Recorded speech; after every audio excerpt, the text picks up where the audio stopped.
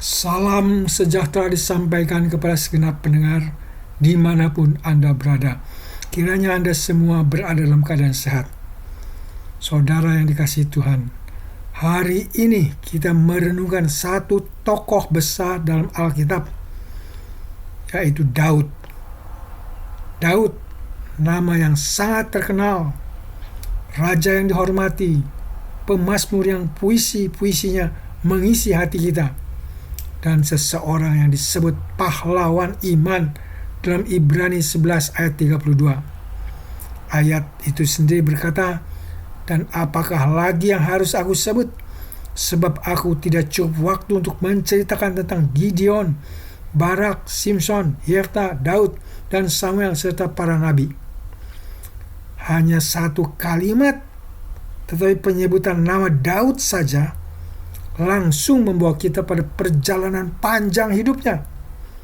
Perjalanan iman, keberanian, kemenangan, sekaligus kegagalan yang pahit. Dan disitulah keindahan Alkitab. Ia tidak menampilkan Daud sebagai pahlawan tanpa cacat, tetapi sebagai manusia yang sungguh-sungguh nyata. Pertama kita akan lihat Daud dan iman yang hidup. Daud muda berdiri di depan Goliat tanpa pedang, tanpa baju sirah, tanpa reputasi. Yang dia punya hanya kemurnian iman kepada Tuhan yang hidup. Dia berkata, "Engkau mendatangi aku dengan pedang dan tombak, tetapi aku mendatangi engkau dengan nama Tuhan." Itulah semboyan hidupnya. Daud menjadi pahlawan bukan karena kekuatan, tetapi karena iman yang bekerja dalam kelemahannya. Itulah alasan namanya ada di Ibrani 11. Kita kagum melihat keberaniannya, kesetiaannya kepada Tuhan, dan kerendahan hatinya ketika ia menolak membunuh Saul meski ada kesempatan. Daud punya hati yang lembut dan peka pada suara Tuhan. Kedua, tapi kita juga harus jujur. Daud tidak selalu benar, dan Alkitab tidak menutupinya. Saat ia berada di puncak kekuasaan, Daud jatuh dalam dosa besar. Ia mengambil Batseba, istri Uria. Ia menyalahgunakan otoritasnya, lalu merencanakan kematian Uria dengan meminjam tangan orang lain. Ini bukan kesalahan kecil. Ini kejahatan besar dari seorang raja besar. Dan Alkitab menuliskannya tanpa sensor, tanpa dibuat halus, tanpa disembunyikan. Kita bertanya mengapa? Karena Alkitab bukan buku pencitraan. Ia adalah cermin kebenaran yang menunjukkan manusia apa adanya dengan kebaikan dan kelemahannya. Ketiga, kejujuran Alkitab. Mengapa begitu penting?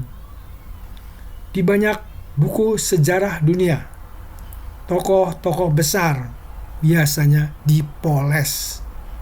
Kesalahan mereka ditutup-tutupi. Kejahatan mereka disenyapkan. Semua demi kepentingan politik, demi kepentingan kekuasaan, demi kepentingan nasionalisme atau pencitraan. Tapi Alkitab berbeda. Yang menunjukkan bahwa pertama, manusia itu kompleks. Kita bisa sungguh-sungguh mencintai Tuhan, tetapi juga bisa terperosok dalam dosa yang kelam. Kedua, ada pelajaran moral yang kuat. Kejatuhan Daud mengingatkan kita pada bahaya kekuasaan, bahayanya nafsu, dan betapa seriusnya dosa. Ketiga, justru karena Alkitab jujur, kredibilitasnya kuat. Tidak ada manipulasi, tidak ada propaganda. Yang ditulis adalah kebenaran, baik atau buruk. Keempat, kejujuran ini menuntun kita pada kerendahan hati. Kalau Daud bisa jatuh, siapa kita yang merasa kebal? Pertanyaan besarnya yang keempat adalah, lalu Daud mengapa tetap jadi pahlawan iman? Jawabannya indah. Daud tidak dimasukkan ke Ibrani pasal 11 karena ia sempurna. Ia dimasukkan ke sana karena ia selalu kembali kepada Tuhan. Ketika Nabi Nathan menegurnya, Daud tidak berdalih-dalih. Daud tidak menyalahkan orang lain.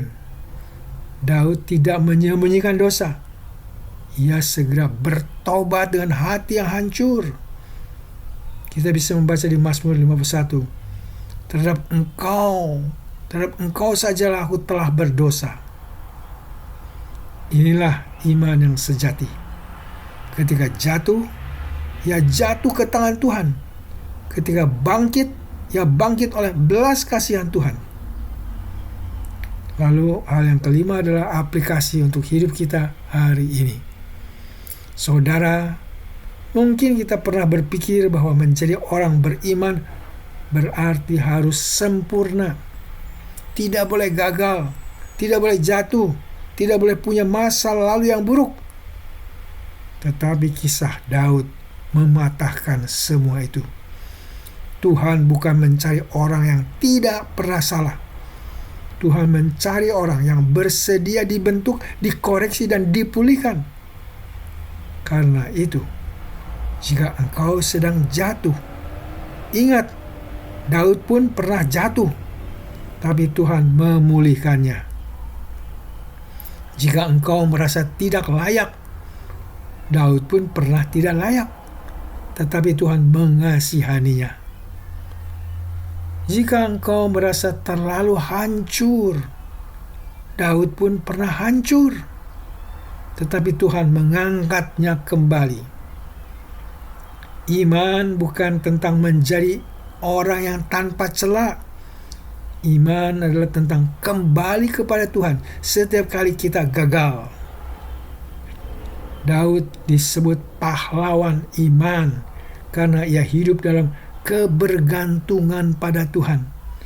Di masa terbaiknya maupun pada masa tergelapnya. Kiranya kita pun hidup dengan kejujuran, kerendahan hati, dan keberanian yang sama. Keberanian untuk percaya, keberanian untuk mengakui dosa, dan keberanian untuk menyerahkan hidup kita kepada kasih Tuhan. Amin. Mari kita berdoa. Allah yang Maha Kudus dan Maha Sempurna, terima kasih telah memilih kami orang-orang yang berdosa dan cemar untuk dibenarkan dan dikuduskan dalam Yesus Kristus. Oleh pertolongan Roh Kudus, kami terus diproses, kami terus dibentuk untuk menjadi sempurna melalui pengalaman jatuh dan bangun. Allah Bapa, dalam kesempatan ini kami berdoa untuk saudara-saudara pendengar yang sedang sakit dan dalam pencobaan. Beri belas kasihan-Mu dengan memberi kesembuhan kepada yang sakit dan kemenangan bagi mereka yang dalam pencobaan. Allah yang baik, kiranya Engkau mau mendengar, Engkau mau mengabulkan doa yang kami panjatkan dalam nama Tuhan Yesus Kristus. Amin. Sampai di sini perjumpaan kita kali ini. Kita bertemu kembali di lain kesempatan, dan Tuhan memberkati.